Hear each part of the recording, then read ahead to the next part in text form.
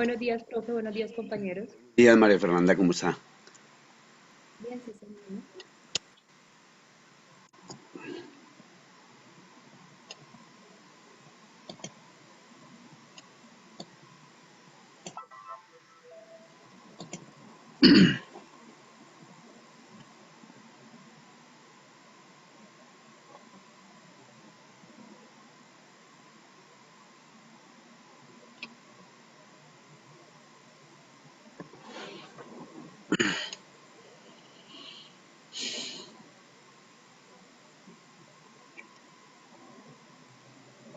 Bueno, vamos a comenzar con la cultura empresarial. Buenos días para todos, ¿no? Y todas. Buenos días, profe. Bueno, entonces vamos a... bueno, en el día de ayer hablamos sobre la posibilidad de crear unos grupos para trabajar en las diferentes actividades que se van a desarrollar a lo largo del módulo. Finalmente, ¿cuántas personas son ustedes? No son sino 6.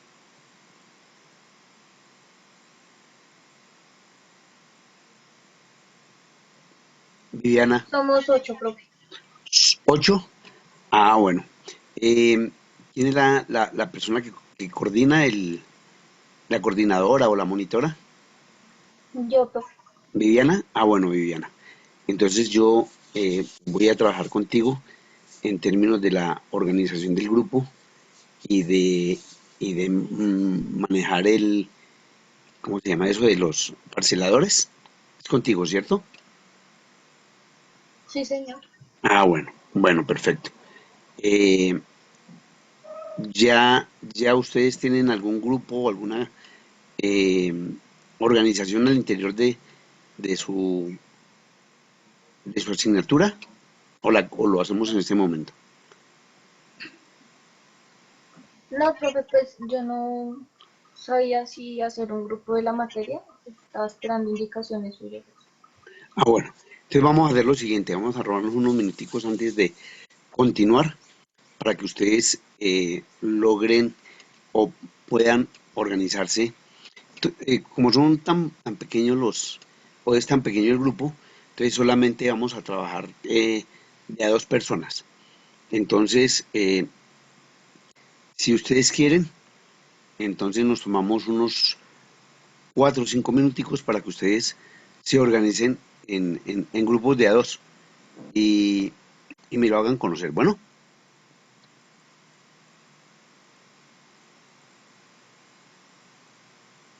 Bueno, profe. bueno, entonces por favor, allá ustedes internamente se reúnen y en 3, 4 minuticos nos vemos, 5 minutos, y hacemos y vemos cómo queda conformado cada grupo. Entonces, hagámoslo, por favor.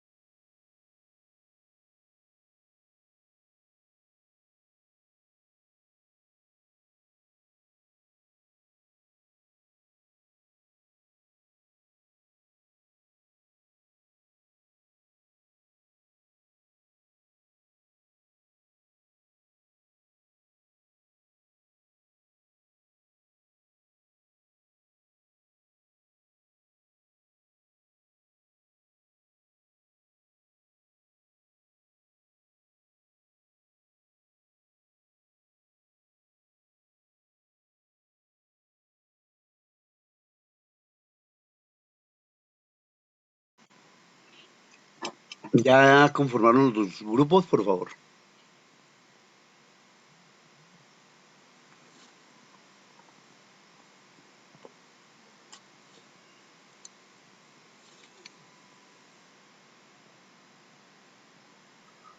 Sí, profe, profe, qué pena es que yo conté mal y somos 9, entonces creo que un grupo quedaría de 3. Sí, sí, no hay ningún inconveniente. Entonces, Viviana, ¿me puedes hacer un favor? Tú me puedes enviar al WhatsApp o al correo cómo quedaron conformados todos los grupos. Sí, señor. Al WhatsApp para que lo podamos ver ahorita y yo lo leo, por favor.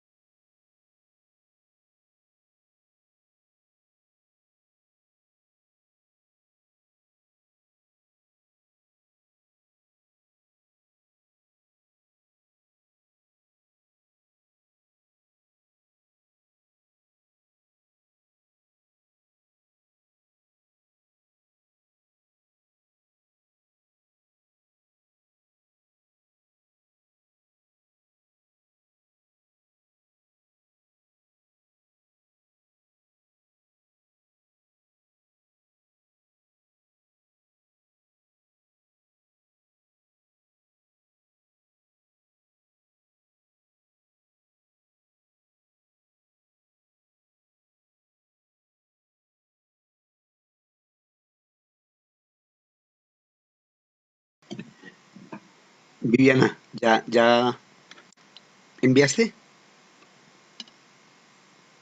Ya, profe, falta que me confirmen 2 grupos. Ah, bueno, por favor. Ahora sí creo que llegaron todos, ¿cierto? Ah, no, falta una persona. Bueno, Muy buen día, profe. buenos días, Paula, ¿cómo estás? Bien, señor. Muchas gracias. Su merced, ¿qué tal? Bien, gracias también. Me alegra mucho.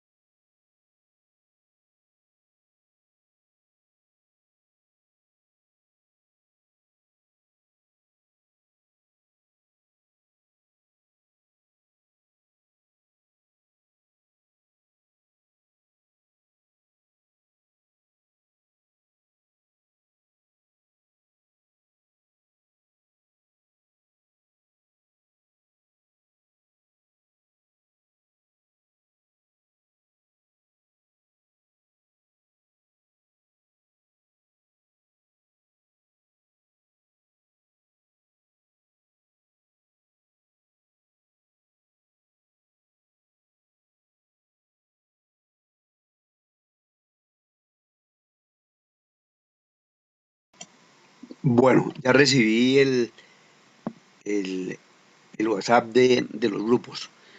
Quedaron de la siguiente manera: Jennifer Cabarcas y Mary Rojas, Laura Jiménez, Paula Gil, Andrea Calvo y Viviana Castro, María Fernanda Rojas, Valentina Pulido y Viviana Castillo.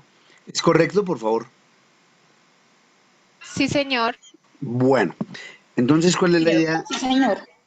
Entonces, ¿cuál es la idea para la conformación de estos grupos? Como les conté el día de ayer, pues vamos a realizar muchos talleres, digo muchos porque de cada tema, digamos que vamos a realizar un taller para que vamos aplicando y practicando la teoría con la práctica.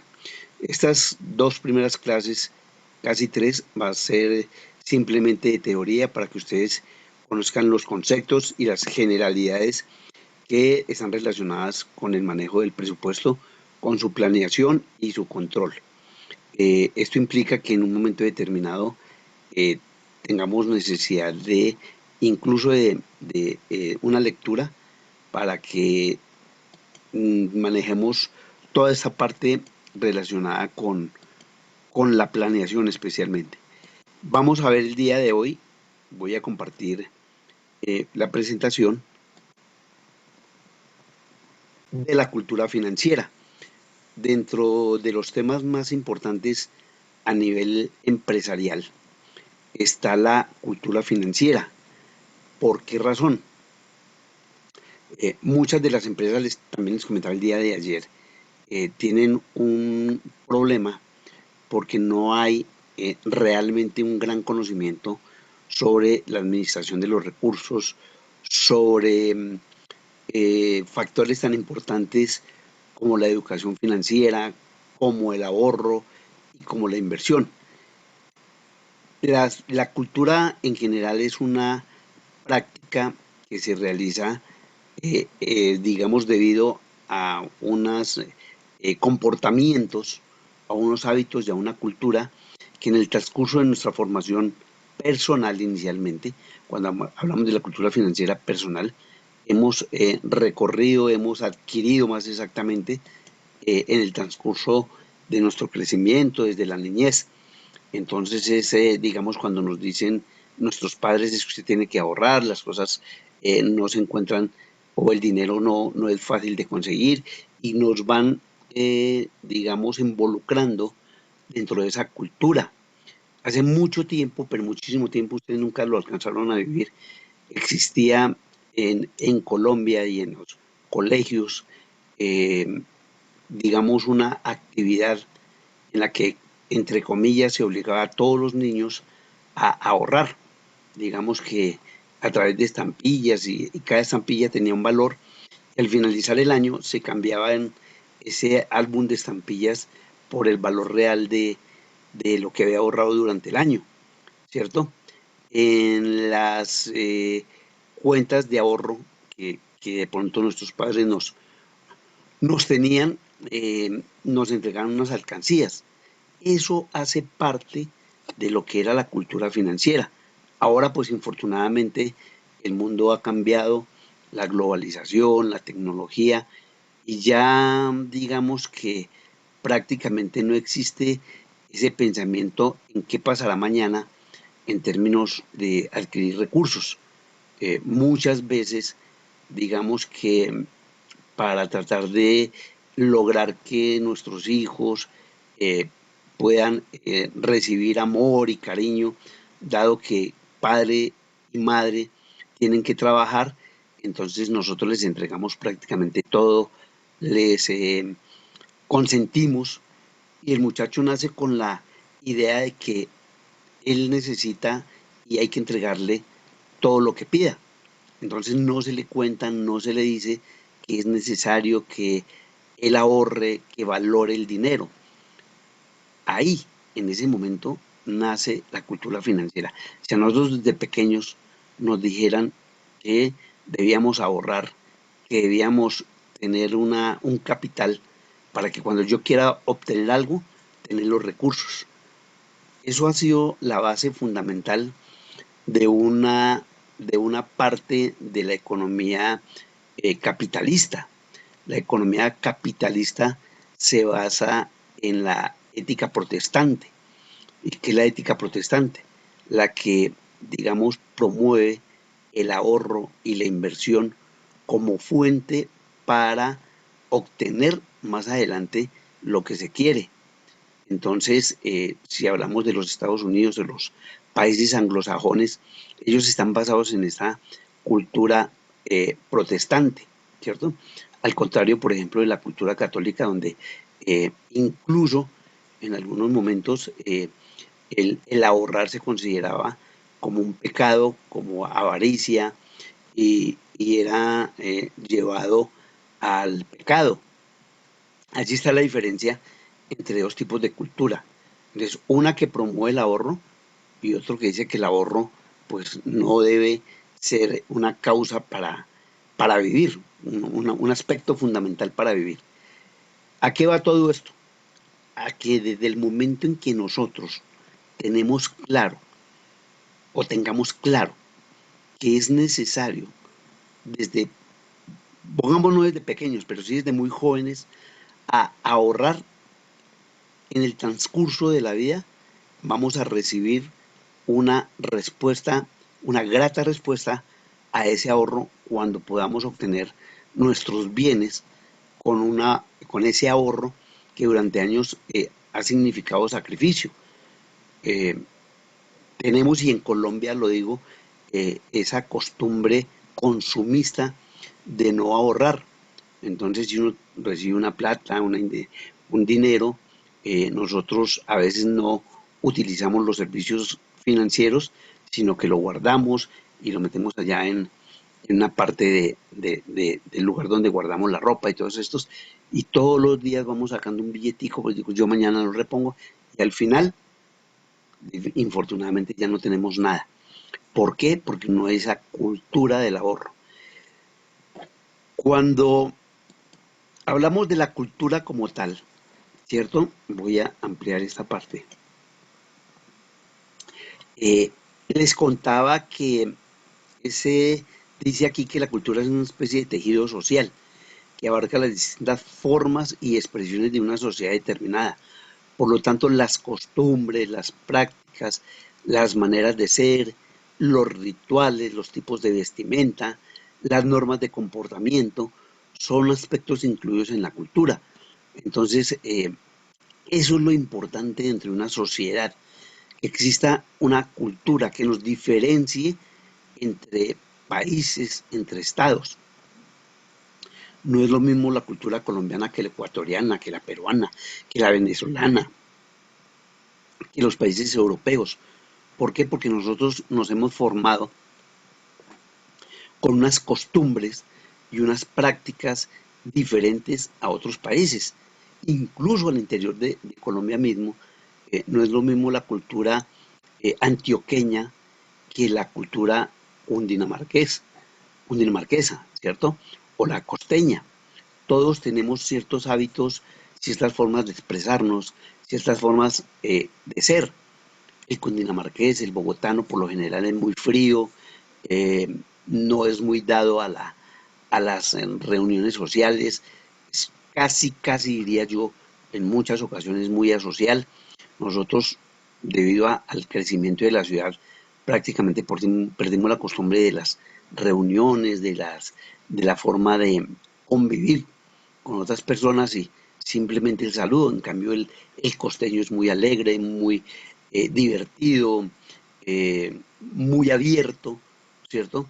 El antioqueño es otra persona que tiene una forma de expresarse y de comportarse que a veces, digamos, las culturas riñen entre sí.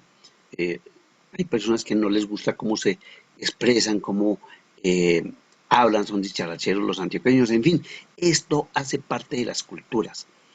Y como tal, por ejemplo, dice la UNESCO que el conjunto de los rasgos distintivos espirituales y materiales, intelectuales y afectivos que caracterizan a una sociedad o a un grupo social y que abarca, además de las artes y las letras, los modos de vida, las maneras de vivir juntos, los sistemas de valores, las formas de las tradiciones y las creencias. Entonces, si ustedes se pueden dar cuenta, es prácticamente todo lo que rodea a una persona para diferenciarse en términos de sociedad de otros grupos que tendrán sus propias maneras de vivir y de adquirir una formación. Si hablamos ya, salimos de la parte de esa cultura personal y entramos a una cultura empresarial, pues la situación en términos de definición de cultura sigue siendo la misma. Cuando uno crea una empresa, casi que la persona que la crea o las personas que la crea le entregan unos valores a esa empresa, ¿cierto? Entonces, lo primero que se hace cuando uno ingresa a una empresa a trabajar es que le entregan unos manuales donde están las características principales de esa empresa, sus políticas, su organización, su, todas aquellas actividades que se desarrollan al interior de la empresa, ¿cierto? Eso forma parte de la cultura empresarial.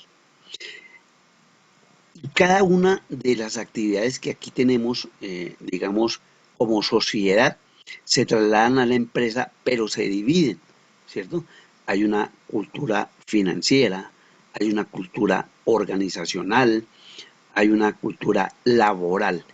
Cada una de esas culturas lo que pretenden a nivel de empresa es que haya características especiales en el comportamiento de todos los empleados, de manera tal que la empresa finalmente tenga su propia forma de expresarse a través de esos valores y ese comportamiento de las personas. Entonces la cultura financiera es el dominio de habilidades, conocimientos y prácticas diarias necesarias para tomar decisiones financieras con información y de una forma sensata a lo largo de la vida. Entonces, ¿qué es lo que sucede?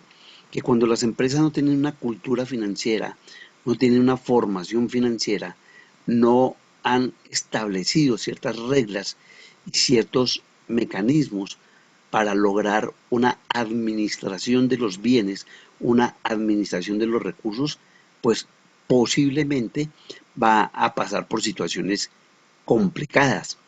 Cuando ya ayer hablábamos de los flujos de fondos o de los flujos de la caja presupuestaria, es allí donde se practica esa cultura financiera, porque si no tenemos claro qué es lo que vamos a recibir, no planeamos qué dineros proyectamos a recibir, pues es muy difícil que tengamos un control sobre cómo vamos a pagar o cómo vamos a cumplir con las obligaciones que hemos adquirido. Hay tres elementos, tres factores básicos de la cultura financiera: la educación, el ahorro y la inversión. Esos tres factores crean lo que se llama la cultura financiera. Cuando se aborda este tema, se suele hacer énfasis en la necesidad de elaborar un presupuesto como instrumento de planeación y control de los gastos, buscando que los ingresos no superen, que los egresos no superen los ingresos. Esta es la base fundamental del recorrido que vamos a hacer a lo largo de este módulo. Vamos a estar permanentemente tratando de planear y de controlar esos ingresos, esos dineros, esos recaudos por diferentes actividades, por la venta de servicios, por la venta de productos o por la distribución de algunos elementos, de algunos bienes que hayamos adquirido para luego hacerlos llegar a los consumidores. Poseer unos conocimientos mínimos sobre finanzas, ahorro e inversión constituye un requisito indispensable para que las personas puedan tomar las decisiones financieras más adecuadas en cada situación. Por eso les comentaba, cuando en las empresas se van a tomar decisiones financieras, tenemos una limitante, y es que el dueño de la empresa, cuando es él quien la crea, toma las decisiones y no consulta con su grupo directivo o su grupo asesor, ¿cierto? Entonces allí vienen los inconvenientes y los problemas en el manejo de los recursos. Eh, También incluso utilizan esos dineros de sus ventas y de sus recaudos para pagar eh, gastos personales, ¿cierto? Y entonces vuelven eso como una caja menor y cuando necesitan recursos para su hogar o para sus gastos personales, no hacen la diferencia entre que ese dinero es de la empresa y el dinero que le corresponde a él como persona natural. Alguien puede decir, pero no, pues que esa plata es del no. Por esa razón debe hacerse una diferencia entre el dinero que le pertenece a la empresa como empresa y el dinero que le pertenece al dueño como persona natural. Entonces diríamos que se debería establecer un salario, un sueldo para esa persona para que de allí tome los dineros que requiere. Pero repito, en muchas empresas eso no se cumple. Solamente cuando la empresa comienza a crecer y a organizarse financieramente es cuando se hace esa diferencia y se establecen esos límites para la utilización de los recursos.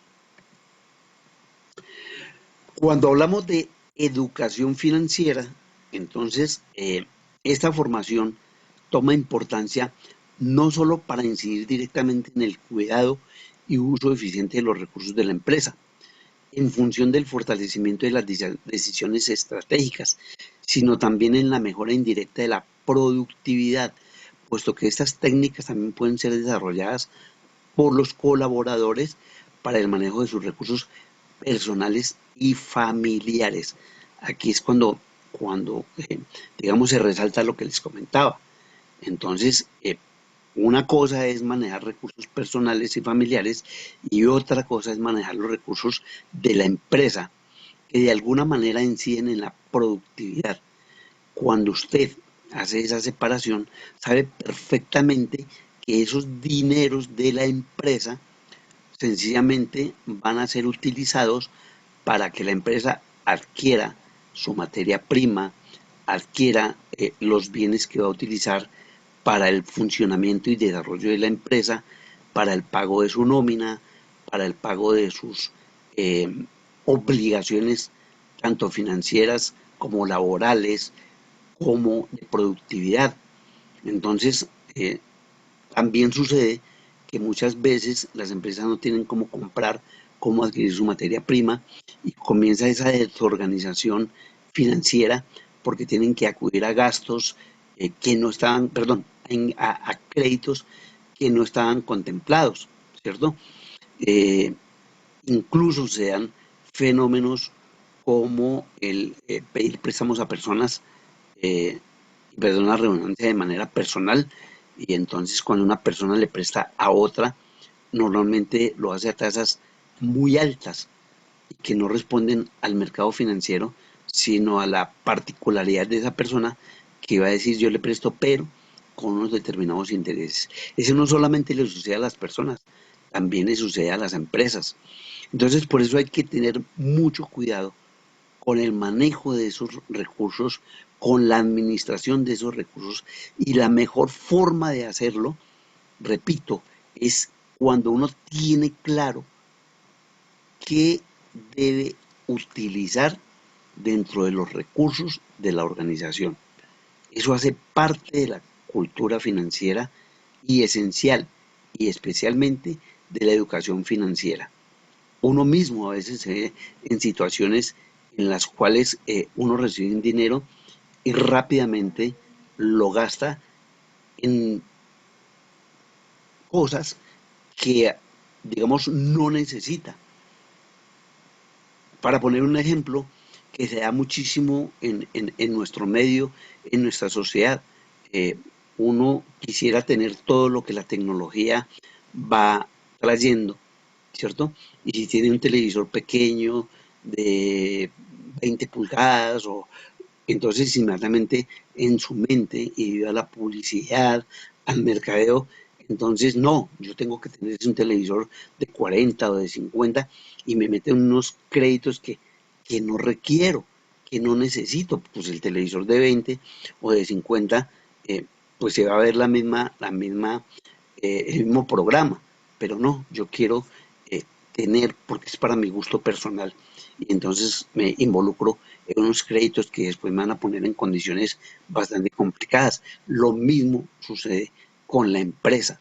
Cuando no hay organización, cuando no hay educación financiera, posiblemente los dueños de la organización lleven a gastos que no son necesarios. La compra de vehículos, por ejemplo, para el gerente, para el dueño, para su desplazamiento y no para ser utilizados dentro de la organización.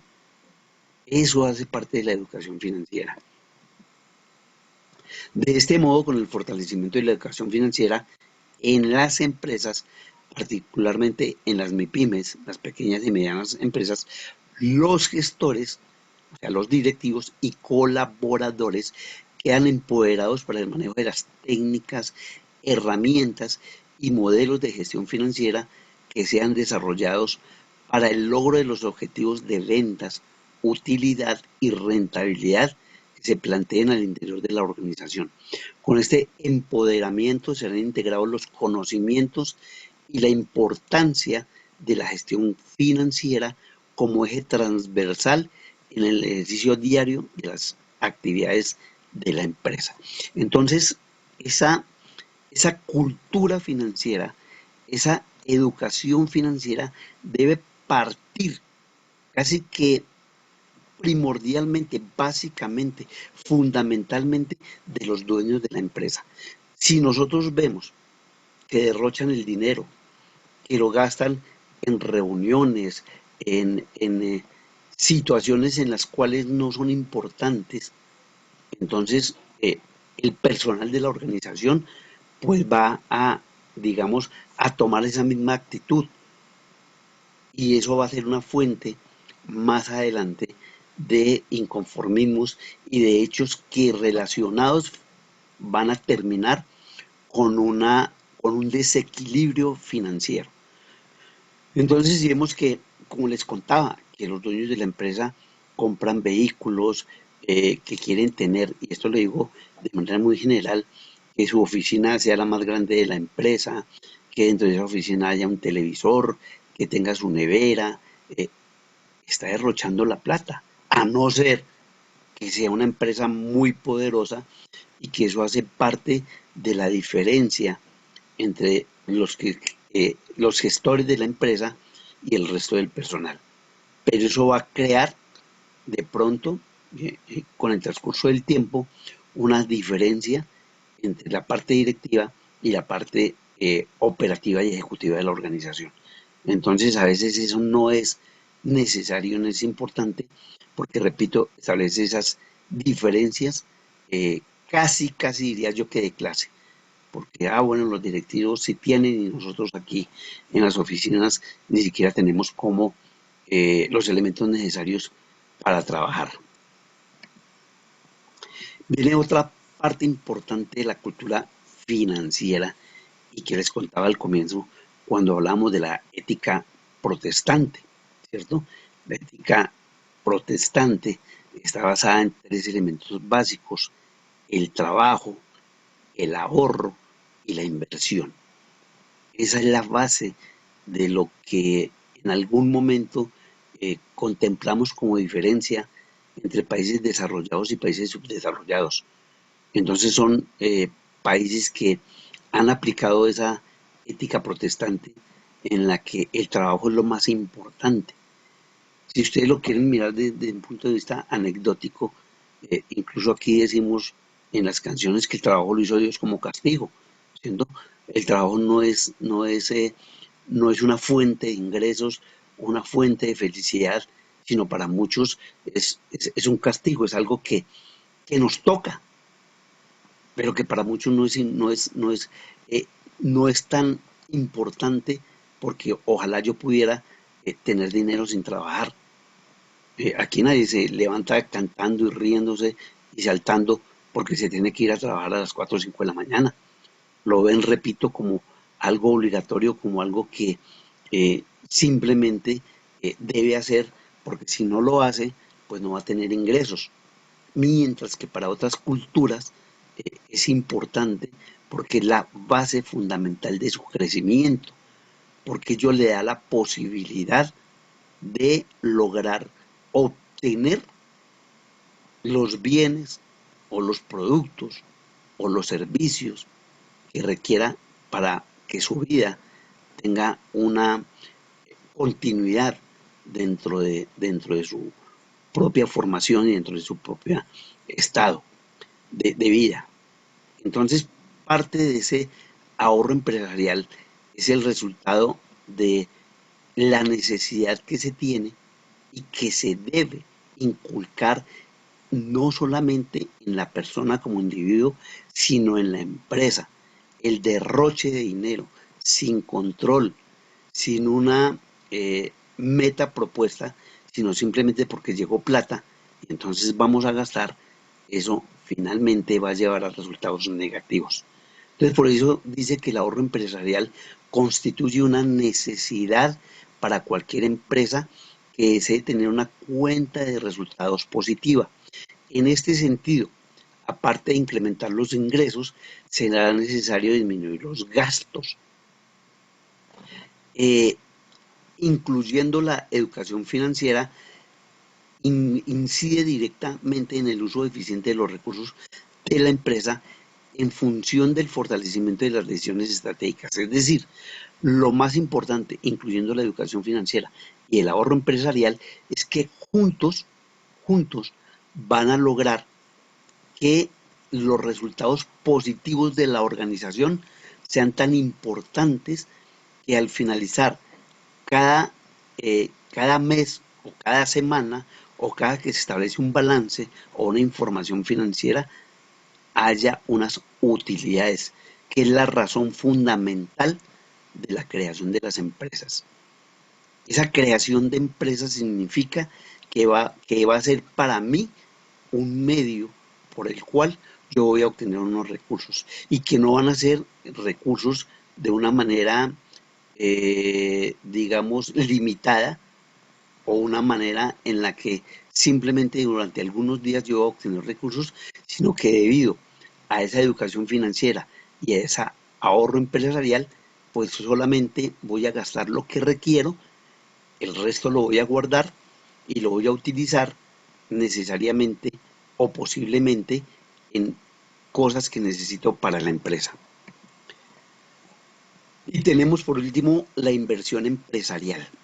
Digamos que cuando tenemos ahorros,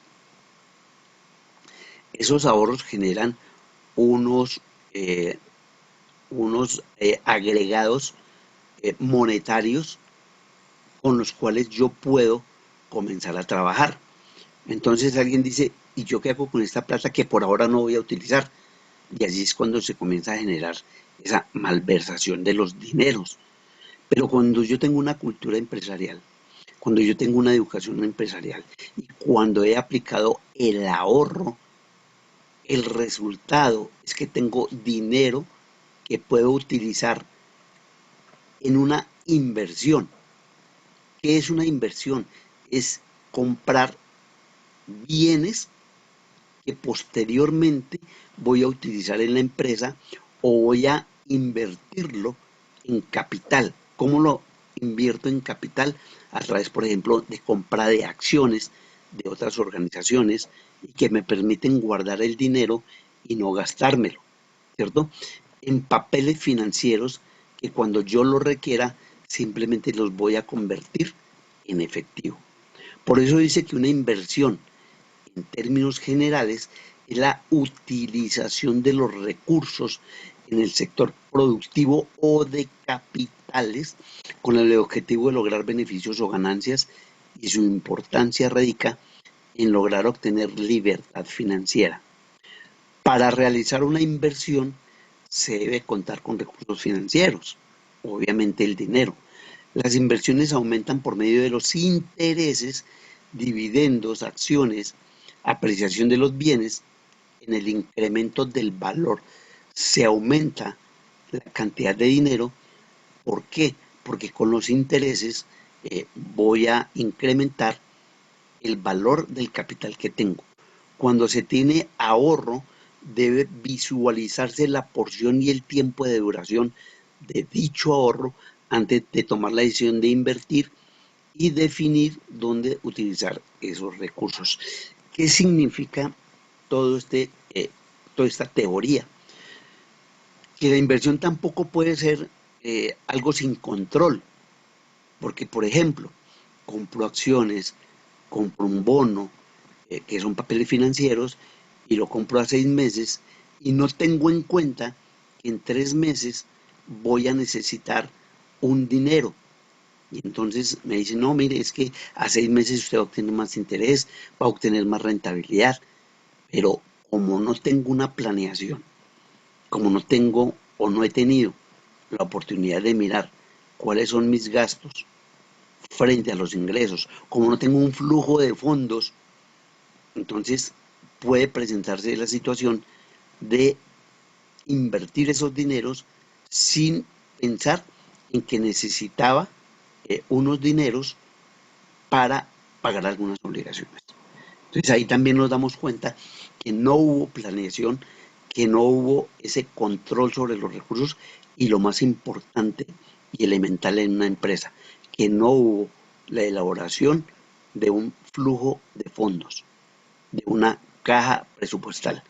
Y entonces, pues finalmente va a haber un descontrol y no vamos a poder cumplir con las metas propuestas y más bien voy a arriesgar la estabilidad y el equilibrio financiero. ¿Por qué es importante la inversión empresarial en la economía? Dice aquí que la inversión empresarial desempeña dos funciones importantes en cualquier economía. Por un lado, contribuye a aumentar la demanda, a que esta tira o jalona las empresas cuando adquieren los bienes de inversión o capital a otras empresas, lo que a su vez afecta a la producción y al empleo del conjunto de la economía a corto plazo. Ya les explico. Por otra parte, la inversión empresarial eleva la capacidad productiva instalada en un país mediante la acumulación de bienes de capital y por tanto fomenta el crecimiento económico a largo plazo con la consiguiente generación de riqueza en el entorno de la empresa inversora. Digamos que esta teoría se basa en el hecho de que el país, cualquier país en el mundo, requiere de ahorro. Ahí también volvemos a la diferencia entre los países capitalistas y los países como el nuestro, que infortunadamente no cuentan con los recursos necesarios para solucionar los problemas de la comunidad. ¿Y eso por qué se da? Porque hay países que ahorran, ¿cierto? No como Estado en términos de gobierno, sino que las empresas y las personas ahorran. Y entonces alguien puede decir, y yo como persona, ¿qué tengo que ver o cuál es mi relación con la economía del Estado? Pues es muy sencillo tal y como se plantea aquí en estos conceptos. Cuando uno ahorra ese dinero, digamos que uno va al banco e ingresa un dinero y lo tiene allí en una acción, en un bono, en un título valor, ¿cierto? Entonces le entrega un dinero a ese sector financiero. Entonces, ese sector financiero, cuando uno le entrega, vamos a colocar un ejemplo muy corriente. Yo tengo 1.000.000 de pesos que no necesito en este momento y que por alguna circunstancia me pagaron una prima, me pagaron las vacaciones, me dieron un bono porque lleva durante determinado tiempo. Y en lugar de pensar en gastarlo inmediatamente, yo pienso, no, voy a esperar en qué me lo puedo gastar o tenerlo allí para un momento de emergencia. Entonces voy a una entidad financiera, saco un título valor y inmediatamente un CDT, ¿cierto? Y lo hago, digamos, a 6 meses o a 3 meses, dependiendo de lo que yo considere que lo debo tener guardado. Entonces, le entrego el 1.000.000 de pesos a la entidad financiera. La entidad financiera, en su lugar, me entrega un papel ¿cierto? Diciéndome que al finalizar el tiempo de inversión me va a cancelar, de acuerdo con el tipo de contrato que yo haga con ellos, me va a entregar la totalidad del dinero junto con el capital, como les explicaba ayer. Entonces, me entregan el dinero con el capital. Entonces, yo voy a quedar ilíquido, yo como persona. Quedo ilíquido, pero es que no necesito el dinero. Entonces, ¿qué pasa con mi dinero que invertí allá? La organización financiera, viene una persona, una empresa, que requiere un préstamo para ampliar su empresa, para pagar su nómina, para lanzar un nuevo producto y pide el crédito a ese banco. Ese banco tiene el dinero que yo le entregué, ¿cierto? Y se lo presta a otra persona, o a esa empresa, perdón. Entonces esa empresa eh, utiliza ese dinero que yo les entregué a la entidad financiera para posiblemente ampliar su organización, para posiblemente lanzar un nuevo producto, o sea, hay un manejo de la economía que yo de alguna manera propicié, ¿cierto? Y esa empresa eh, o compra bienes que requiere, y eso también, digamos, afecta el crecimiento económico, porque al comprarle los productos a otra empresa, pues estoy contribuyendo a que esa empresa también crezca porque está vendiendo sus bienes.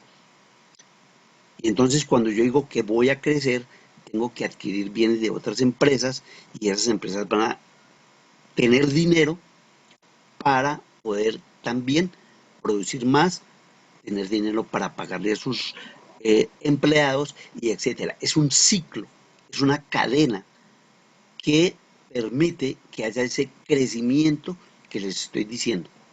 Pero cuando uno no ahorra, cuando uno no tiene el dinero, sino simplemente lo gasta, pues ni tengo el dinero como persona, ni las empresas tampoco van a obtener dinero del sector financiero cuando lo necesiten, ni va a haber movimiento en la economía.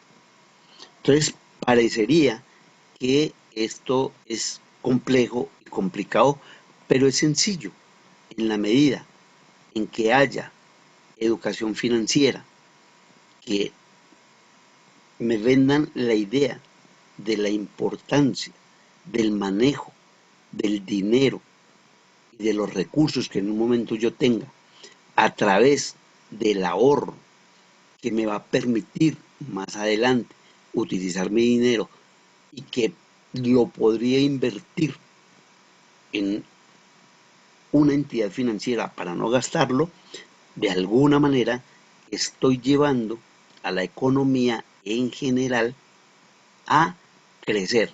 Y eso puede terminar, por ejemplo, en más demanda de empleo, en más recursos para contratar. Entonces, digamos que hay ese ciclo, hay ese círculo que finalmente va a permitir que todos eh, recibamos un beneficio cuando existe esa cultura financiera empresarial. Bueno, voy a hacer un paréntesis acá para escucharlos y conocer su opinión con relación a lo que hemos conversado en el día de hoy.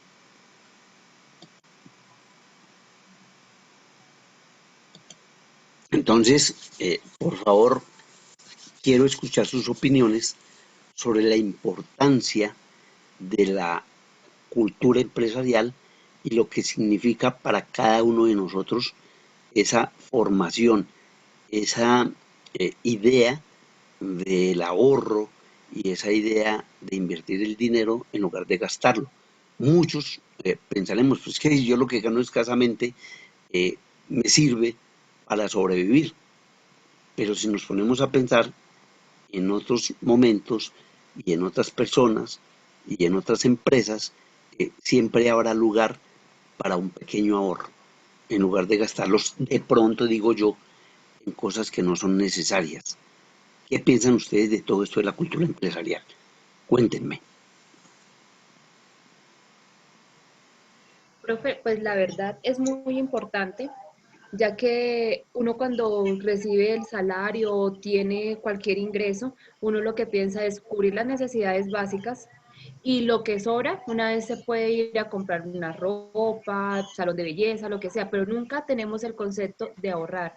Y si nos damos cuenta es muy importante, más que importante para el ámbito personal, también para el ámbito si queremos crear una empresa, si queremos hacer parte de ella, ya que de ahí depende mucha fuerza, mucha base para salir adelante, ya que no nos vamos a enfocar en cosas innecesarias, sino planear un futuro enfocados en algo que necesitamos y que vamos a prever y que vamos a crecer.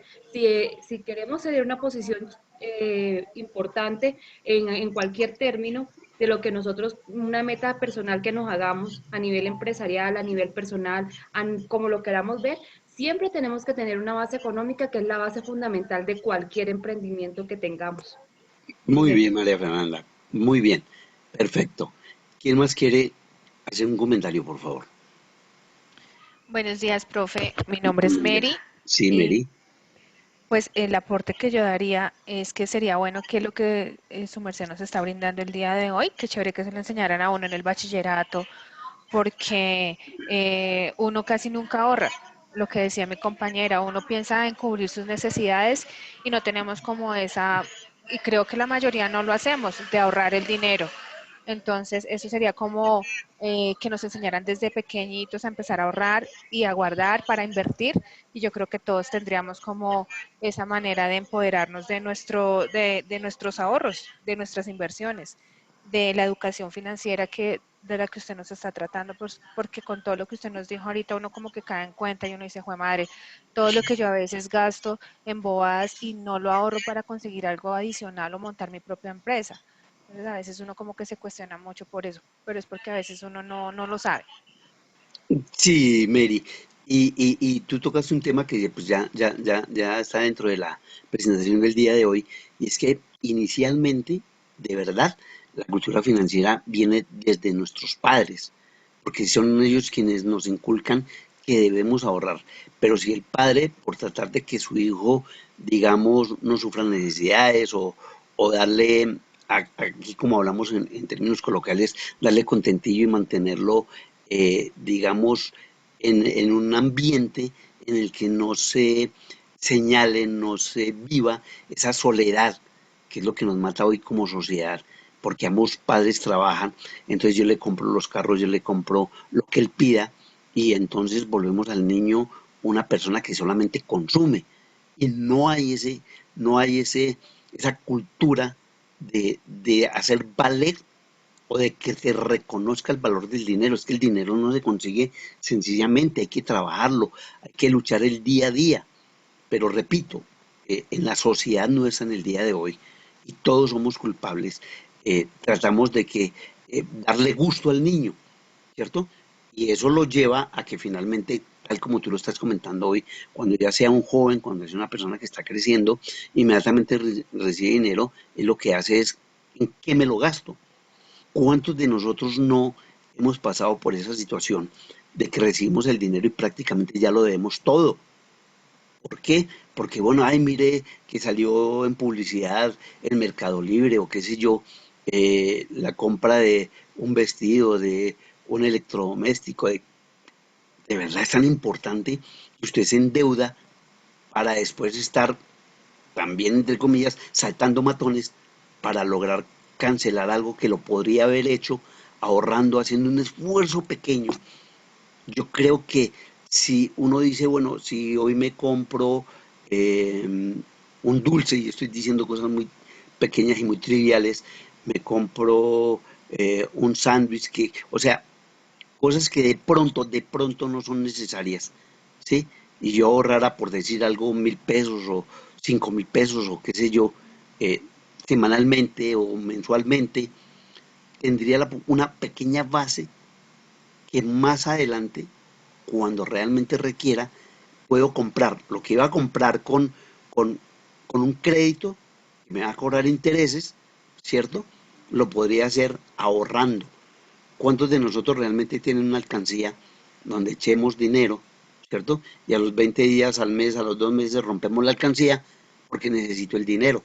Entonces ahí es donde es la cultura empresarial. Son esos esfuerzos, esos sacrificios. El ahorro es un sacrificio en términos generales, pero un sacrificio que le puede dar una respuesta que más adelante uno dice, ay, menos mal que yo tenía ese dinero, menos mal que yo había ahorrado. ¿Cuántos de nosotros realmente ahorramos? ¿Qué piensan ustedes de todo esto? Profe, Sí, Paula. un aporte que me parece, usted decía ayer, que, por ejemplo, más o menos, ¿no? Se creaban, por ejemplo, 4.000 empresas al año, ¿cierto? Sí, Pero que 3.500 se quebraban. quebraban. Y casi en un año, mejor dicho, no subsisten, profe. Entonces, por ejemplo, yo alguna vez me contrataron pues para manejar la parte contable de una empresa, ¿sí? Entonces, pero al tiempo se crearon como 6 empresas, o sea, porque fue de Praco y Dacol que liquidó un montón de gente, entonces, entre esos había un grupo de 3 ingenieros que ellos me contrataron pues para manejar la parte contable. Entonces, resulta que cuando terminó el año, trabajaron, les empezó a ir muy bien y todo, y al finalizar el año, lo primero que dijeron fue, cuando mostré el balance, entonces me dijeron, bueno, nos toca de a 30 millones a cada uno, ¿sí? Entonces yo les dije, ¿cómo así? ¿Por qué? Entonces me dijeron, sí, pues porque esas son las utilidades y son para nosotros. Le dije, no, ese es un dinero de la empresa y sí, probablemente es de ustedes, pero si ustedes cogen el dinero, o sea, distribuyen el capital, pues lo que hacen es eh, deben capitalizarlo, es decir, no es capitalizar a la empresa. ¿Y cómo le parece que como a los 2 años, todas las empresas, las que habían creado 6 empresas, las 5 habían quebrado? Y esta, que ellos, fue tan difícil o lograr que dejaran el dinero porque ellos, pero ¿por qué los otros sí se la distribuyen? Entonces yo les dije, pero esperemos el resultado. Al siguiente año ya todas habían desaparecido. Solamente aún está la empresa, pues que sí, nunca se ha repartido las utilidades, ahí las tiene. Y la empresa está súper bien. Perfecto, Paula. De verdad, ese es un ejemplo muy práctico y que realmente nos lleva a una realidad. Los grandes problemas de las empresas, reitero, es la falta de ese manejo financiero, de ese comportamiento que lleva a los dueños a creer, miren lo que voy a decir, que el dinero es de ellos. Resulta que cuando uno crea una empresa, se separa la persona natural con la persona jurídica.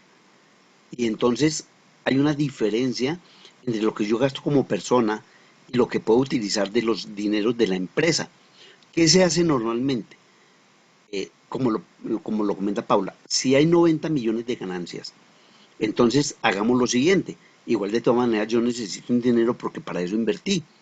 Entonces tomemos el 10%, tomemos el 20% y el resto lo dejamos dentro de la organización porque se requiere en el próximo mes. O sea, si yo me reparto las utilidades, al siguiente mes ya no tengo con qué pagar la nómina de los empleados, ya no tengo con qué comprar materia prima, ya no tengo con qué adquirir ciertos bienes que requiero. Y ahí viene la crisis. Pero entonces, no sé si ustedes escuchan permanentemente cuando hay reparto de utilidades en las empresas, que eso se va a dar, y escúchenlo bien, a finales de marzo, hay reuniones de todas las empresas para mirar cómo les fue durante el año inmediatamente anterior. Entonces ahí es cuando se determina la distribución de utilidades. Ellos lo hacen a través de su comité, de su consejo directivo, y dicen, bueno, vamos a distribuirnos solo una parte de las utilidades y el resto la vamos dejando ahí y eso permite que la empresa vaya creciendo. Pero cuando ustedes distribuyen todas las utilidades de la empresa, tengan la plena seguridad que en menos de lo que uno piensa va a entrar en crisis y posiblemente esa decisión o esa mala decisión va a terminar con la quiebra de la empresa. Muy bien, Paula, muy práctico Sí, tu ejemplo. y por ejemplo, entonces ellos me decían, ¿y entonces cuál es el objetivo de la empresa? Yo dije, pero ustedes se están beneficiando porque tienen un sueldo. O sea, vivan con eso y distribuyamos lo que dice usted, una mínima, una porción solamente de las Un utilidades. porcentaje. Sí, un porcentaje, exacto. Sí, eso es muy importante y sobre todo nosotras que estamos estudiando o todas las personas que están estudiando contaduría y administración, porque es como educar a los empresarios, porque lo contratan, si nos contratan, es con el fin de que nosotros los asesoremos y de que tomen buenas decisiones o decisiones Es correcto. acertadas. Muy bien, Paula. Excelente, muy bien. Muchas gracias. Bueno, ¿quién más quiere participar, por favor?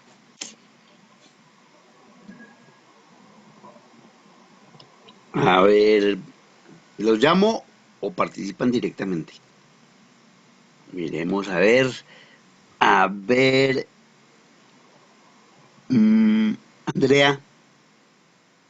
Andrea, Andrea se fue. No, profe, aquí estoy. Cuéntame, Andrea, Bueno, ¿qué piensas de la cultura empresarial y de todo lo que hemos comentado acá? Que de verdad es algo que nosotros en algún momento no tenemos presente y en algún momento vamos a tener que vivir una situación de pronto también complicada. ¿Qué piensas de todo esto? inicialmente que la cultura de ahorro es algo que a nosotros no nos enseñan y mucho menos a materializar ideas desde pequeños, ¿no? Porque siempre es como ese, ese requerimiento de los padres de que los hijos tengan a la mano todo lo que necesitan y pues no nos enseñan como tal, como le decía, pues a plantearnos un objetivo claro y poder como tal hacer un ahorro como programado para un futuro. Bueno, ahora con lo que hablamos de la innovación empresarial y todo lo de pues esta cultura de emprendimiento, pues muchos vemos que en las organizaciones siempre están como más presente la creación de créditos y no como programar un objetivo claro en los emprendimientos, ¿no? Por ejemplo, yo digo que para innovar y emprender hay que tener como tal un plante, pero no un plante más crediticio, porque pues realmente a mí no me gustan los créditos. Entonces, yo digo que para resolver los problemas hay que plantearse como más estrategias. Y como lo decía nuestra compañera Paula, nosotros como contadores y administradores también podemos educar a nuevos individuos y a nuevos emprendedores a hacer como una nueva metodología o pues plantear unas que ya están hechas de culturas de ahorro. Y pues no sé, creo que esa es mi opinión. No sé si Sí, está mal. sí, Andrea, también, muy bien. Y volvemos, dense cuenta de algo que está siendo muy reiterativo en ustedes. Es que de verdad que eso nace a partir de la niñez, cuando nuestros padres, digamos que no tienen ese conocimiento o no miran, digamos que a futuro ese niño puede ser también malcriado, que es una frase muy utilizada por nosotros los bogotanos, ¿cierto? Y no les enseñamos a valorar lo que tienen.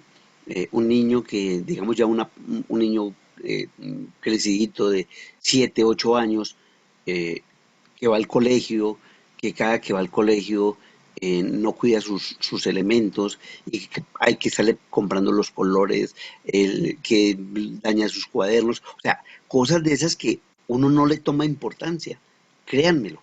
Este chino y vuelve y le compra, pero no le dice al niño que o no le enseña a valorar que tiene que cuidar todo aquello que con esfuerzo los padres le han entregado. Eso se crea como formación dentro del niño. Si uno permanentemente les está contando, les está diciendo, mire que con tanto esfuerzo, como hacían nuestros padres en algunas ocasiones, es que yo estoy trabajando desde los 12 años y no tuve la oportunidad, y de alguna manera, repito, nos creaban esa idea de que se requiere mucho esfuerzo para conseguir lo que necesitamos.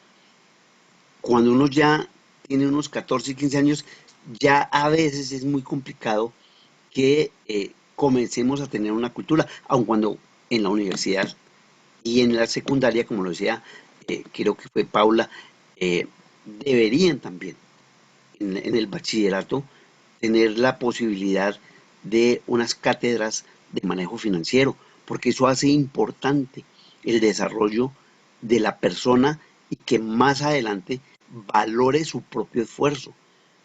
Porque lo que no valoramos nosotros es el dinero. Para nosotros el dinero, o sea, no sé qué es lo que pensamos, ¿cierto? Que recibimos el dinero y lo primero que tenemos que pensar es en qué me lo gasto, ¿cierto? Si son cosas importantes, válido, pero simplemente a veces esa tendencia que tenemos cuando nos pagan, reunirnos con nuestros compañeros y vamos hoy sí vamos a almorzar bien, o sea, ya nos llevan el almuerzo o lo que sea, sino que ese día tienen que ir a un restaurante, gastarse una cantidad de dinero, porque es que yo me lo merezco, porque es que yo he trabajado mucho, o voy a invitarlos, o sea, uno dice, oiga, pero entonces, ¿qué voy a hacer si para eso trabajo? Sí, pero puede hacer un sacrificio y a largo plazo ver sus resultados, ¿cierto? Eso es lo importante de todo lo que en este día hemos trabajado sobre la cultura empresarial. Laura, por favor.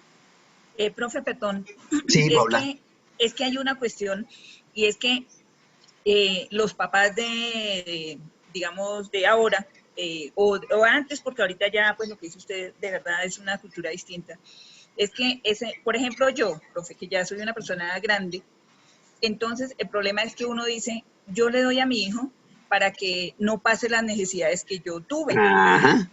Ese es el problema, profe, porque no los estamos enseñando a luchar, a conseguir sus propias cosas. Entonces, yo le suplo todas sus necesidades y no lo enseño a luchar. Entonces, no quiero que él pase lo que yo pasé y eso no es, profe. Por eso es la sociedad que tenemos. Eso es una disculpa que nosotros mismos nos inventamos, ¿sí? Ujú. Porque vuelvo y le reitero, de pronto hay hogares que no pasan por esas situaciones, pero normalmente, padre y madre trabajan y escasamente ven a sus hijos. Ya los hijos son los hijos del jardín, son los hijos de los abuelos, son los hijos de la nana, ¿cierto? Son los hijos que ya uno llega y a ellos no les importa que uno haya llegado o no, ¿cierto? Sino simplemente, por ejemplo, está el niño allá con el Atari, con el juego, con el Xbox que uno le compró, y uno entra y ni siquiera saludan, siguen en su juego y si entró el papá y la mamá les importa. Anteriormente entraba y hay unos mensajes en televisión, una publicidad en televisión, donde el niño saltaba y era alegría cuando el papá llegaba, ¿cierto? Se agarraban a sus pies, lo abrazaban. Ahora ya no, ¿por qué? Porque esa diferencia, ya incluso lo llaman a uno por su nombre, ¿cierto? ¿Qué hubo, Paula? ¿Qué hubo, Gustavo? A ver, ¿qué pasó con el respeto? ¿Qué pasó con el cariño? ¿Y qué pasó con el amor? ¿Cierto? Entonces nosotros todo tratamos digamos, de satisfacer a ese hijo simplemente para disminuir la culpa de que yo no le estoy dando amor. Y mi amor se transforma en complacencia para el hijo que después se vuelve necio. Las pataletas de los niños en las calles, cuando tienen que comprar, ay, bueno, cómpreselo, a ver por qué. No, hay que disciplinarlos, pero vuelvo y repito, eso es una cultura que muchos de nosotros ya hemos ido perdiendo y para no ver al muchachito estar llorando y brincando o haciéndonos mala cara, entonces le damos ese gusto. Eso hace parte de la cultura financiera. Laura, por favor, ¿nos cuenta? Buenos días, profe. Sí, Laura. Quiero comentando algo. Sí, compañeros. sí, te estoy escuchando. Importante no solamente digamos, que uno le enseñe a ahorrar a los hijos, sino también lo que comentaba Paula, a trabajar, ¿sí? A trabajar y a trabajar en equipo. Desde que estamos en la casa, la familia ya es una empresa. Esa es nuestra primera empresa. Debe ser nuestra primera empresa y todos trabajar por un bien común, ¿sí? Y enseñarle a valorar a todos, no solamente a los hijos, sino a todos los miembros de la empresa, todas las cosas que uno hace, no tanto económicamente, sino todos los esfuerzos humanos como valor humano que tenemos como personas. Y en cuanto al dinero, pues también tener la cultura acerca del ahorro, no solamente de gastar, porque ya estamos acostumbrados a pedir crédito, ser pacientes, deberíamos primero aprender a complicaciones más adelante, porque a veces queremos adquirir las cosas inmediatamente y no tener paciencia de pronto ahorrándola y ganando, por ejemplo, en el momento en que uno ahorra y puede tener un capital, puede tener beneficios en el momento de hacer de pronto una adquisición de un bien, pidiendo descuentos, buscando mejores ofertas. Cuando Ujú. uno le toca endeudarse, pues le toca como ya recibir lo que los proveedores le quieran dar a uno al valor que ellos quieran, ¿sí? Y también pensar uno en que cuando va a adquirir las cosas es, ¿las quiero o las necesito? ¿Sí? Porque hay veces que uno quiere las cosas por capricho, por un gusto, pero no las necesita.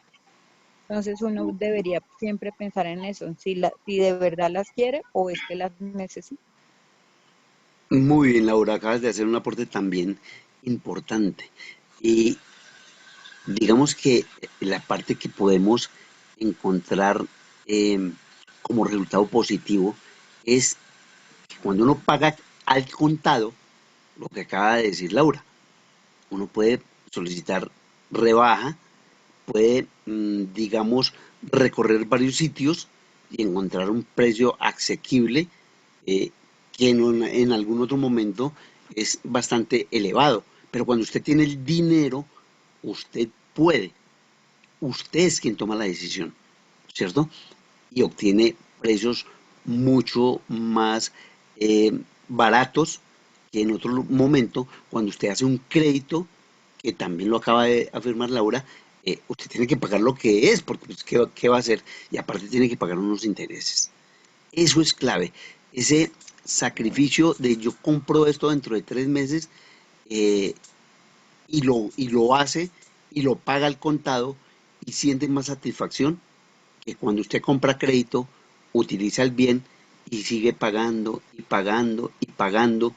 Y entonces usted comienza a pensar, no, mire, yo ya consumí o utilicé y todavía pagando eso, que es una expresión que uno muchas veces dice, ¿cierto? Nah, ya me metí en eso y todavía estoy pagando. Ahí está la diferencia. Y es parte de, digamos, de esa racionalidad que uno debería utilizar antes de tomar esas decisiones de pronto un poco inmediatas. Creo que Valentina no ha hablado. A ver, miramos acá. A ver, a ver. No, señor, buenos días. Cuénteme, Viviana. Hay dos Vivianas, ¿cierto? Castro y Castillo. ¿Sí están juntas? Sí, sí, profe, hay Sí, dos señor. Sí, niñas. Ah, bueno, señor. entonces primero Viviana Castro y luego mi otra niña Viviana. Cuéntenme. Sí. Pues, profe, pues estoy de acuerdo con lo que han dicho mis compañeras, lo que dijo Paula, que pues nosotros pues tratamos de tener mejor para nuestros hijos y no les hemos enseñado al, a, a cómo a ganarse las cosas. Y también es que la sociedad eh, no nos colabora. Ellos no nos colaboran como a tener esa, no les digo, como tener presente el ahorro en nuestras cuentas, sino que la sociedad, no sé, las empresas, la economía comienzan a sacar nuevas cosas y pues uno como por tener lo mejor, por tener las mejores cosas, pues uno lo que hace es endeudarse. Ah, exacto, salió el mejor celular, pues entonces eh, tratemos, o sea, vendamos esto y lo que haga falta, pues lo sacamos, no sé, con la tarjeta de crédito o saquemos un crédito para comprarnos tal cosa, pues para tener las mejores cosas. Entonces es que también pienso que es que la sociedad y todo no nos colabora también a tener ese, como ese hábito de ahorrar. Eso es lo que pienso y pues lo que he pensado en lo que hemos hablado. Listo, Viviana. Mi otra niña, Viviana. Profe, pues la verdad yo sí estoy como un poquito como del otro lado, porque pues a mí desde pequeña sí me enseñaron a ahorrar mis papás y pues mis abuelos. Pues mis vacaciones siempre eran como de mis abuelos y pues como era un campo, entonces le enseñaban a uno a trabajar. Entonces siempre he tenido como la costumbre del ahorro. Por ejemplo, en esta situación que estamos de la pandemia, pues a mis ahorros es que he podido pagar la universidad. Entonces, también con lo que dice mi compañera, entonces el entorno se maneja como un neuromarketing pues para atraer a la gente. Y pues referente a los niños, pues es muy complicado porque ahorita, por ejemplo, uno que tenga un niño o algo así, uno no le compra algo y pues ya la gente lo comienza a ver a uno malo, lo cataloga de tacaño o cosas así cuando uno le quiere dar una educación diferente a sus hijos. ¿Tú te dejas sugestionar por lo que dicen los demás? No, pero pues digamos me refiero a las personas que tienen niños, muchas veces pasas por eso, que dicen Sí. como, ay, no, es que el niño, pues yo no sé qué, por ejemplo en mi caso yo tengo a mi sobrina y pues nosotros salimos con ella y ella quiere algo y nosotros, ¿usted se ha portado bien? No, tía. Ah, bueno, entonces no se lo merece, pero pues entonces ya la gente como que lo mira a uno raro, pero pues a nosotros sí nos da como igual, pero pues mucha gente sí como que le afecta lo que digan los demás.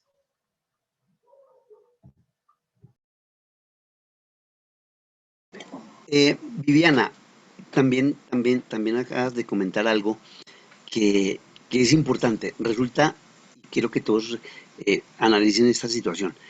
A veces nosotros mismos, sin querer queriendo, como dice el famoso chavo, eh, crea su propia cultura. Yo no sé si ustedes han vivido ese momento, o sus padres, o sus amigos, o han conocido, cuando las famosas cadenas. Entonces comenzamos a ahorrar y ahí uno se ve obligado a ahorrar, porque dice, bueno, yo hago el ahorro para que dentro de 8 meses, yo no se programa, yo la quiero recibir dentro de 7 meses, yo la quiero, entonces sí tiene posibilidades de ahorrar, ¿cierto? Cuando uno va a viajar y habla con la familia y dice, bueno, vamos a comenzar a ahorrar y vamos a aportar tanto mensual y al final del año, pues ya todo el mundo va contento, ya todo está pago porque usted ahorró. Entonces démonos cuenta de algo que podemos vivenciar. Sí se puede ahorrar, porque la mayoría de personas cuando lo quiere y se propone, claro que el propósito es a corto plazo, a muy corto plazo. Entonces, porque yo voy a viajar, entonces el ahorro es de un año. Pero bueno, lo hizo y no tuvo que pagar un crédito para pagar pasajes y cosas de esas. Que cuando las cadenas, que con esa cadena yo voy a pagar tal y voy a comprar, dense cuenta. O sea, sí podemos ahorrar, sí podemos hacerlo, ¿cierto? A ver, ¿qué nos falta por conversar? Mm, ya está Laura, ya está Andrea, Mary, Paula, las dos Vivianas. Bueno, creo que ya todos conversaron, ¿cierto que sí? Ya todos Creo que sí, participaron. creo Bueno, que sí. entonces, Creemos que sí, profe. sí, bueno, sí, de verdad que me alegra mucho porque digamos, sus aportes, sus ideas, sus vivencias, permiten, digamos, tener claro que parte de lo que nosotros en nuestra propia vida y obviamente cuando entramos a una organización, a una empresa, es esa cultura financiera que no tenemos o que de pronto tenemos, pero que las mismas circunstancias a veces no nos dejan que podamos llevar a cabo, que podamos cumplir. Pero como les contaba, si uno a veces se lo propone, porque lo puede hacer, porque en la propia empresa, a veces los compañeros que mire que hagamos tal cosa, que vamos a salir, que a ver, porque ahí sí hay momentos en los cuales usted sí puede ahorrar. Entonces, si uno se lo propusiera, de pronto no con ese sacrificio tan grande como cuando uno se establece cuotas altas para poder salir, para poder ir a comer, sí, entonces sí puede ahorrar. Sí existen momentos y sí existen oportunidades para más adelante poder obtener lo que uno quiere. Bueno, vamos a iniciar un nuevo tema relacionado con la parte financiera. Permítanme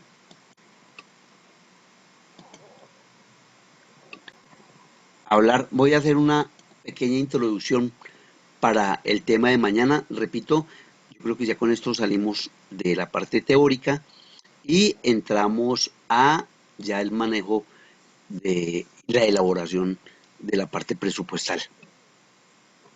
Entonces vamos a hablar inicialmente mañana de unas generalidades de la planificación y el control presupuestal. ¿Qué significan esas generalidades? Cuando hablamos de presupuestos, el presupuesto no es una herramienta de limitación para el gasto, ¿sí? Porque alguien puede decir, bueno, pero es que si yo hago el presupuesto y tengo un gasto que no está contemplado, entonces me voy a limitar porque no lo puedo hacer, porque no puedo gastar, porque no está en el presupuesto. Pero al contrario, uno debe verlo desde el punto de vista de lograr ese control sobre el manejo de los dineros y más aún desde la parte empresarial. Entonces, por esa razón, digamos que el objetivo general del manejo del presupuesto es presentar al estudiante una visión y un enfoque general sobre el presupuesto y su papel en la gerencia estratégica y destacar su importancia como herramienta del planeamiento, como instrumento de control de la gestión gerencial y como fundamento de los pronósticos mercantiles, fabriles y financieros. El presupuesto es una parte del proceso administrativo que está inmerso, involucrado dentro de la planeación, ¿cierto? El proceso administrativo, planeación, organización, dirección y control son las partes que determinan el funcionamiento normal de una empresa. La planeación es fundamental dentro de la organización, dentro de la empresa. Ya lo hemos visto desde un punto de vista, que es el punto de vista financiero. Pero, en general, la planeación es, digamos, la herramienta más importante para la toma de decisiones. Uno no toma decisiones de una manera alegre, de una corazonada, es que a mí me parece, es que no. Todos los gastos deben ser analizados, deben ser pensados, deben tener un propósito. Ustedes ven el muñequito que está aquí al lado del objetivo general y el gerente debe analizar con lupa si esa inversión, si este gasto, si ese manejo del personal, si esa utilización o compra de materia prima, ¿cierto? Es el resultado de un proceso que le permita o que le ha permitido tener éxito durante la vida de la empresa. Entonces yo tengo que tener muy claro, así repito, con lupa, cada detalle de la organización. Y eso solo lo puedo hacer si tengo una excelente planeación. Al tener una excelente planeación, yo puedo también mirar cómo puedo organizar las diferentes actividades para cumplir con lo que estoy planeando.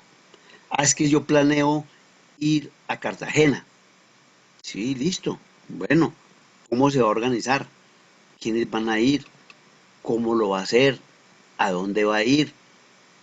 ¿Cuánto tiempo va a estar? O sea, yo tengo que organizar todo lo que posiblemente voy a gastar, cuánto tiempo, hablemos de tiempo esencialmente, ¿cierto? Voy a estar por fuera y eso implica que no voy a estar dentro del hogar o dentro de la empresa. Y eso, finalmente, ¿a dónde me lleva? Una satisfacción personal, ¿cierto? Pero cuando hablamos de empresa, esa empresa tiene unos propósitos mucho más amplios, unos propósitos que realmente van a llevar a que la organización empresarial sea el resultado de una planeación y que cada uno de nosotros dentro de la organización sabemos qué papel estamos desempeñando. Cuando hay organización, hay un liderazgo que me permite cumplir con esos propósitos. Y necesariamente debe haber una dirección, una persona, un líder, un responsable que oriente y que dé directrices y que fije políticas para el cumplimiento de todo lo que se propone en la organización. Entonces, hace parte de la función administrativa.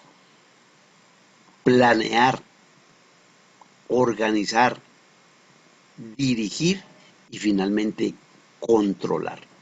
Cuando yo controlo, tengo ese manejo, tengo esa posibilidad de evaluar si estoy o no estoy cumpliendo con los propósitos que se fijó al comienzo o que se determinaron en la asignación de políticas. Y como alguno de ustedes lo decía ahora en los comentarios, que haya una respuesta, ¿cierto? Desde la estrategia. La estrategia es otro elemento de la planeación. Para lograr algo, yo tengo que trazarme un camino, tengo que trazarme una visión. Y esa visión y ese camino lo da la estrategia. Entonces, por eso vamos a mirar el día de mañana cómo se maneja este proceso administrativo y cómo se aplica dentro de la elaboración del presupuesto. ¿Listo, muchachos? Listo, profe. Sí, señor. Bueno, entonces, mañana comenzamos a las 8 a mirar nuestro proceso administrativo. ¿Ustedes vieron el proceso administrativo dentro de administración? Sí, señor. Sí, profe. O sea, ya saben que la planeación, la organización, la decisión, el Claro. control, las Claro. fortalezas, las debilidades, el DOFA. Ajá, sí. Ah, bueno, todo, ¿cierto? Sí. Sí. Los niños de las...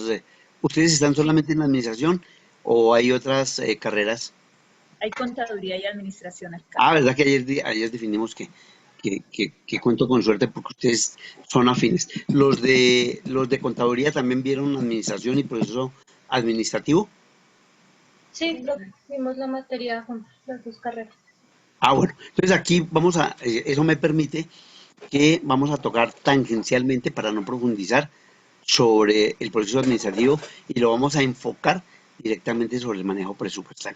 O sea, la planeación desde el presupuesto, la organización, aun cuando la organización, vamos a estar directamente con la planeación y el control, la organización y la dirección lo vamos a tocar tangencialmente en la elaboración del presupuesto.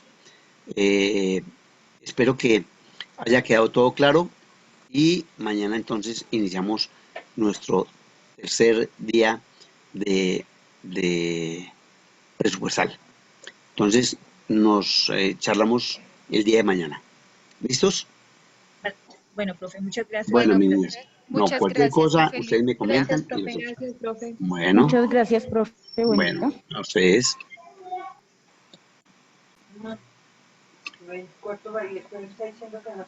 Ya, falta